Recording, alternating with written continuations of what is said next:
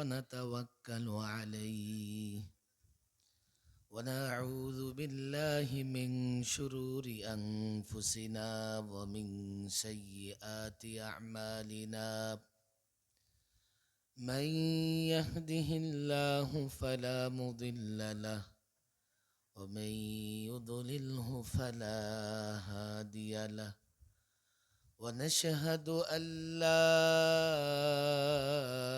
إله إلا الله وحده لا شريك له ونشهد أن محمدا عبده ورسوله أما بعد فأعوذ بالله من الشيطان الرجيم بسم الله الرحمن الرحيم وما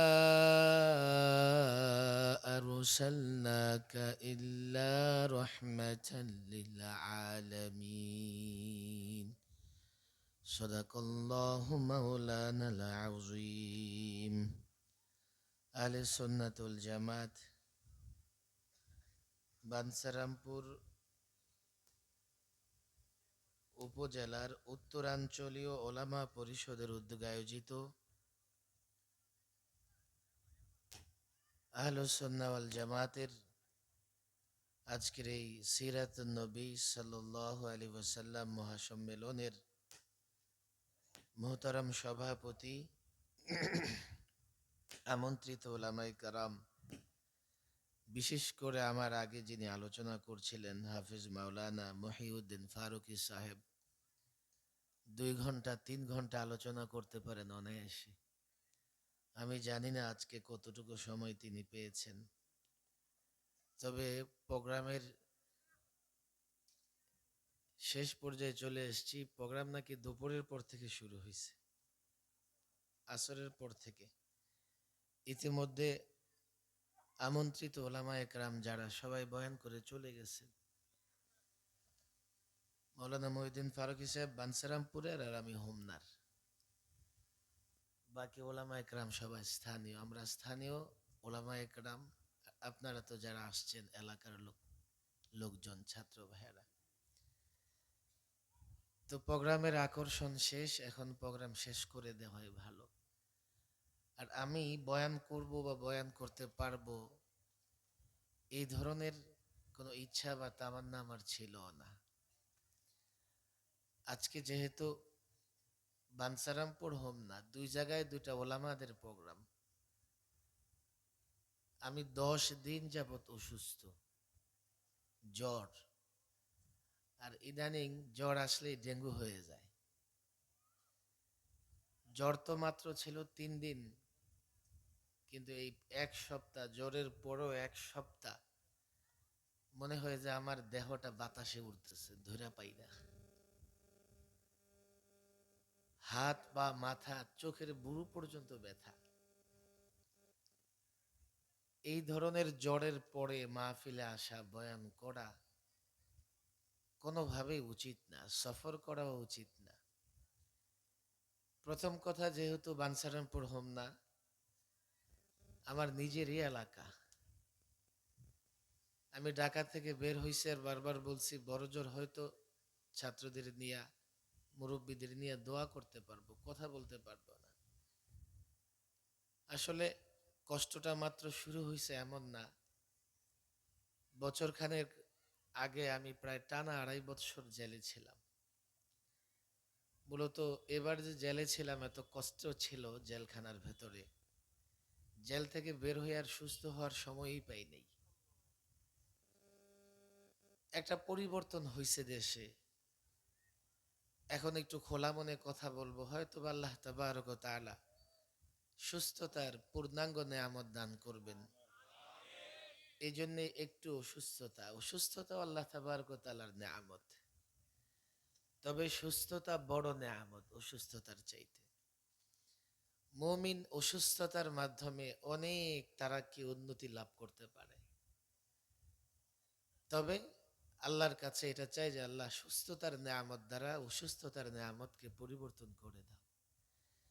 তো মূলত দোয়া করব, আবার এখান থেকে হোমনা গিয়েও একটু দোয়াতে শরিক হয়ে ঢাকা যাব, এটাই উদ্দেশ্য ছিল। কিন্তু আপনাদের এখানে আসতে একটু ফেরি পড়ে, এই যে কি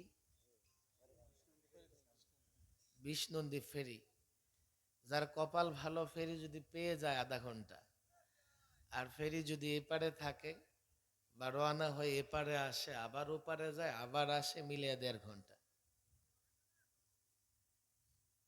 আল্লাহ তাবারক ওয়া তাআলার শেষ পর্যন্ত আল্লাহ তাবারক ওয়া তাআলার বড় দয়া করুণা যে আপনাদের সামনে এসে উপস্থিত হতে পেরেছি। প্রত্যেক মানুষের তার নিজ অঞ্চলের প্রতি টান থাকে, যদিও বানসারামপুর এটা বিবারিয়া জেলা, কিন্তু বানসারামপুরের লোকেরা সব সময় চলাচল করে হোমনার সঙ্গে, কথা ঠিক না বেঠিক? যদি আপনারা মনে করেন যে না আমরা হোমনার না, আমরা বিবারিয়ার, তো তাতেও সমস্যা নাই, আপনারা আমার শ্বশুর বাড়ির লোকজন। আর যদি মনে করেন চলাচল হোমনার সঙ্গে, তো আপনারা আমার নিজের বাড়ির লোকজন, কথা ঠিক না বেঠিক? সাক্ষাৎও হবে, কথাও হবে ইনশাআল্লাহ। আমি শুধু দোয়া চাই। ফারুকী সাহেব মনে হয় চলে গেছে। ফারুকী সাহেবের তো 3-4 ঘন্টা সময় দেওয়া দরকার ছিল। আমার পরে 1.5-2 ঘন্টা ওলা কি কেউ নাই? প্রোগ্রাম শেষ তো, তাহলে বসে পড়ি, আমি দোয়া করে দিব, লম্বা কথা বলবো না। লম্বা কথা বলার মতো এনার্জিও নাই। একটা পরিবর্তন হয়েছে দেশে, আলহামদুলিল্লাহ বলি। সেই 8 থেকে শুরু করে 24 পর্যন্ত প্রায় 16টা বৎসর সবচাইতে কষ্ট স্বীকার করেছে ওলামায়ে কেরাম। আমি তো 3-3 বার মেহমান খানায়। 11তে আল্লামা মুফতি আমিন রহিমাহুল্লাহ আমাদেরকে বন্দি করে হুজুরকে গৃহবন্দী করে ফেলল। হেফাজতের আন্দোলন হলো 13-14তে মেহমান খানায়। এবার মুদি বিরোধী আন্দোলনে সবার আগে আমারে 21, 22, 23-এর একটা বড় অংশ মেহমান খানায়।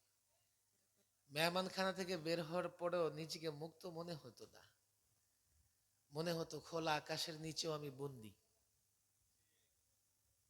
পরিবর্তন হয়েছে, এটা হওয়ার ছিল। কারো পছন্দ হোক আর না হোক, জুলুমের সঙ্গে রাজত্ব টিকতে পারে না।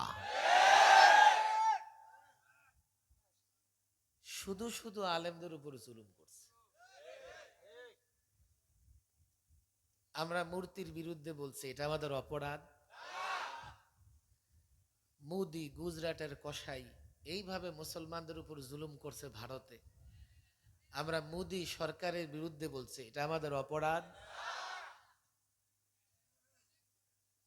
পয়লা বৈশাখ আসলেই নানা রকমের কুসংস্কার হয়, হয় কি হয় না? কুসংস্কারের বিরুদ্ধে বলা আমাদের অপরাধ।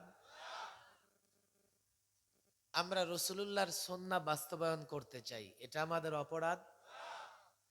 আমরা কোরআনের বিধিবিধান বাস্তবায়ন করতে চাই, এটা আমাদের অপরাধ।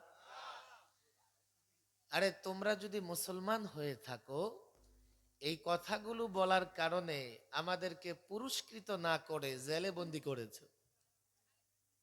আর কি হয়েছে? লোকেরা ফ্রিজ থেকে বড় বড় মাছ বের করে কাঁধে করে নিয়ে যাইতেছে, খাওয়ার সুযোগ হয় নাই। আল্লাহ জানে তোমাদের কপালে কতদিনে কত কি আছে। পরিবর্তন হওয়ার দরকার ছিল, পরিবর্তন হয়েছে, এখন দেশ পুনর্গঠন হবে। তবে পরিবর্তনের চাইতেও পুনর্গঠন কঠিন। একটা ঘর ভেঙে ফেলা, এই ভাঙা ঘরটাকে আবার মেরামত করা, ভেঙে ফেলার চাইতে মেরামত করা সহজ না কঠিন? এখন এই দেশটাকে মেরামত করতে হবে কিভাবে?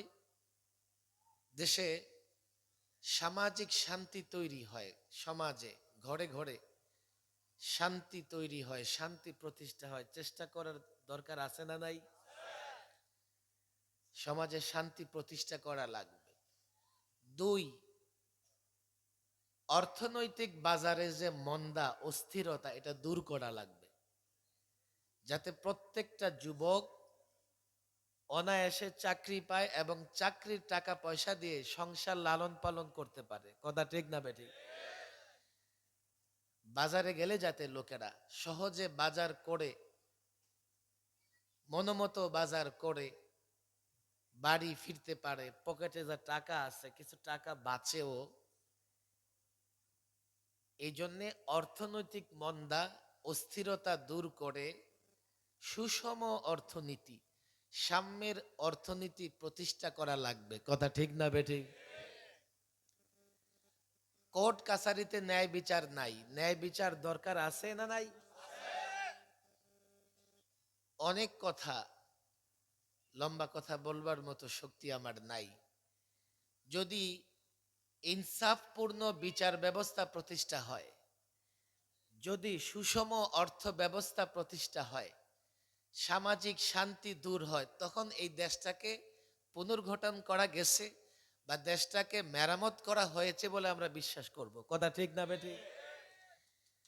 পরিবর্তনের পরেও যদি দুর্নীতি হয়, চুরি হয়, সামাজিক অস্থিরতা থাকে, অর্থনৈতিক অস্থিরতা থাকে, কোর্টে আদালতে গেলে ন্যায় বিচার না পাই, তাহলে পরিবর্তন তো হয়েছে, পুনর্গঠন হয় নাই। আর এই পরিবর্তনের পরে সঠিকভাবে পুনর্গঠন না হলে দেশে শান্তি প্রতিষ্ঠা হবে না। কিন্তু এই পুনর্গঠন আপনারা করবেন কি করে? আপনাদের কষ্ট হচ্ছে নাকি? পরিবর্তন তো করে ফেলেছেন, পুনর্গঠন কি করে হবে? এই ফর্মুলা আমেরিকার কাছে আছে। আমেরিকাও তো নানান পরিবর্তন হয়, কিন্তু শান্তি প্রতিষ্ঠা হয় না। এখনো পৃথিবীতে সবচাইতে বেশি অপরাধ সংগঠিত হয় আমেরিকায়। মিনিটে মিনিটে ধর্ষণ, খুন, হত্যা, ডাকাতির ঘটনা ঘটে। মানুষের সামাজিক শান্তি নাই। মানুষ একটা সময়ে গিয়ে আর কষ্ট সহ্য করতে না পেরে আত্মহত্যার পথ বেছে নেয়। ইউরোপে নাই, শান্তি নাই। বাংলাদেশেও 52 বছরে অনেক পরিবর্তন হয়েছে, শান্তি আসে নাই। এক চোর গেছে তো আরেক চোরকে আমরা ক্ষমতায় বসতে দেখেছি। জনগণ রক্ত দিয়ে সংগ্রাম করে পরিবর্তন আনে, দেশ পুনর্গঠন হয় না, দেশে শান্তি প্রতিষ্ঠা হয় না। কেন জানেন? কেন? পরিবর্তনের পরে কেউ ছুটেছে আমেরিকার দিকে, পরিবর্তনের পরে কেউ ছুটেছে ইউরোপের দিকে, পরিবর্তনের পরে কেউ ছুটেছে ভারতের দিকে। ভারতে শান্তি নাই, ভারতের কাছে শান্তির ফর্মুলা নাই। ইউরোপের কাছে শান্তি নাই, তাদের কাছে শান্তির ফর্মুলা নাই। আমেরিকার কাছে শান্তির ফর্মুলা নাই। শান্তির ফর্মুলা আছে মদিনাওয়ালা মুহাম্মদ রাসূলুল্লাহ সাল্লাল্লাহু আলাইহি ওয়াসাল্লামের কাছে। আমি তো গোটা দুনিয়াকে চ্যালেঞ্জ করে বলি, এ যুবক তোমাদের বলে যাই, কান খুলে শোনো। তুমিও চাও তোমার পরিবারে শান্তি প্রতিষ্ঠা হোক, তুমিও চাও তোমার সমাজে শান্তি প্রতিষ্ঠা হোক, তুমিও চাও তোমার রাষ্ট্রে দুর্নীতি বন্ধ হোক, চুরি বন্ধ হোক, ডাকাতি বন্ধ হোক, তুমিও চাও এই রাষ্ট্র স্বনির্ভর হোক, তুমিও চাও এই রাষ্ট্রে যেন তুমি মর্যাদাপূর্ণ অবস্থানে থাকতে পারো। কি করে পারবে? কি করে পারবে? তুমি তো ফর্মুলা তোমার কাছে নাই, এবং যেখানে আছে সেখানে যেতেও রাজি না। বলবে আপনি বললেই হলো, আপনি মদিনাওয়ালা দিয়ে কি করবেন, মুহাম্মদ আরবি দিয়ে কি করবেন, রসুলুল্লাহর সুন্নাহ দিয়ে কি করবেন? আমি তো বলি তোমরা আমেরিকা দিয়ে কি করবে, তোমরা ইউরোপ দিয়ে কি করবে, রাশিয়া রাশিয়া দিয়ে কি করবে? আমাকে বলো, আমাকে বলো, আমাকে প্রমাণ দেখাও। আমেরিকা কতদিন ধরে বিশ্বে মোরলগিরি করতেছে, বিশ্বে রাজত্ব করতেছে? ইউরোপ কতদিন রাজত্ব করতেছে? ভারত কতদিন রাজত্ব করতেছে? চায়না কতদিন রাজত্ব করতেছে? রাশিয়া, সোভিয়েত ইউনিয়ন কতদিন রাজত্ব করতে পেরেছে? ইসলাম দিয়ে, রসুলুল্লাহর সুন্নাহ দিয়ে মুসলমানরা কমপক্ষে 1000 বছর গোটা দুনিয়া রাজত্ব করেছে। আমার কথা বিশ্বাস করবার দরকার নাই। তোমার পকেটে মিস্টার এন্ড্রয়েড আছে, সেখানে গিয়ে মিস্টার গুগলকে জিজ্ঞেস করো, মিস্টার গুগল আমাকে মুসলমানদের ইতিহাস শোনাও। তো মিস্টার গুগল তোমাকে বলবে মুসলমানদের ইতিহাস, রাজত্ব, মুসলমানদের সোনালী দিনের ইতিহাস শুনতে চাও? মিস্টার গুগল বলবে এই মুসলিম যুবকরা, এই মুসলমানরা ইউরোপ ইউরোপ স্পেন কমপক্ষে 782 বৎসর, 782, 782 বৎসর স্পেন ইউরোপ শাসন করেছে মুসলমানেরা। ভারতে পত্তলিকদের ভেগচিতে তোমরা ভয় পাও, মনে করো পত্তলিকরা তোমাদের ধ্বংস করে ফেলবে। আরে আজকে বাংলাদেশে 16 কোটি মুসলমান, 20 কোটি পাকিস্তানে, ভারতেও আছে কমপক্ষে 30 কোটি। যেদিন গোটা ভারতে 10 ভাগ মুসলমান নাই, সেদিনও এই ভারত শুধুমাত্র মোগলরা 400 বৎসর শাসন করেছে। ইতিহাস কি জানো? পরিবর্তন হয়েছে, দেশ পুনর্গঠন করার দরকার। কলেজ ইউনিভার্সিটির ছেলেরা বলবে হুজুর আমরা পুনর্গঠন করব, করো, আমার কোনো আপত্তি নাই, কিন্তু আমাকে বলো ফর্মুলা কি আছে, তুমি কোন ফর্মুলা দিয়ে দেশকে পুনর্গঠন করবা?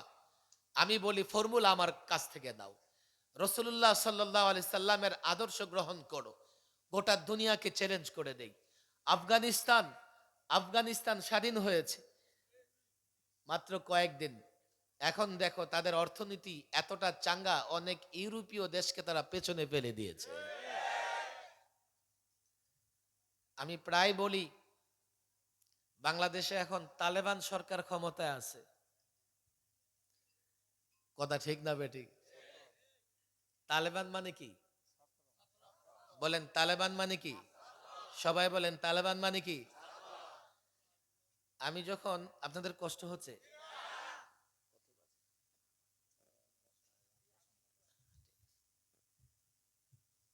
আফগানিস্তানে যখন তালেবানরা ক্ষমতায় এসছে, আমি তালেবান সরকারের পক্ষে কথা বলার কারণে আরো সপ্তাহখানেক রিমান্ডে বেশি থাকতে হয়েছে।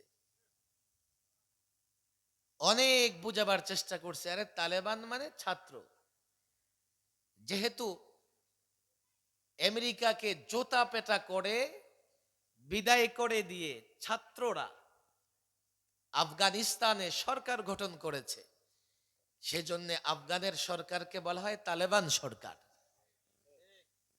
বাংলাদেশে বিগত ফেসিবাদকে বিদায় করে দিয়ে এখন একটা সরকার গঠন করেছে ছাত্ররা, কথা ঠিক না বেঠিক?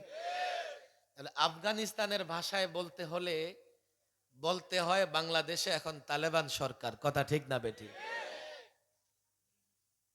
ছাত্ররা তোমরা পরিবর্তন করেছো, তোমরা 90 স্বৈরাচার বিরোধী আন্দোলনে তখনও তোমরা দেশে একটা পরিবর্তন এনেছো, বারবার তোমরা রক্ত দিয়ে, এবার প্রায় 1000 ছাত্র, কওমি মাদ্রাসারও প্রায় 73 জন ছাত্র রক্ত দিয়ে একটা পরিবর্তন এনেছে।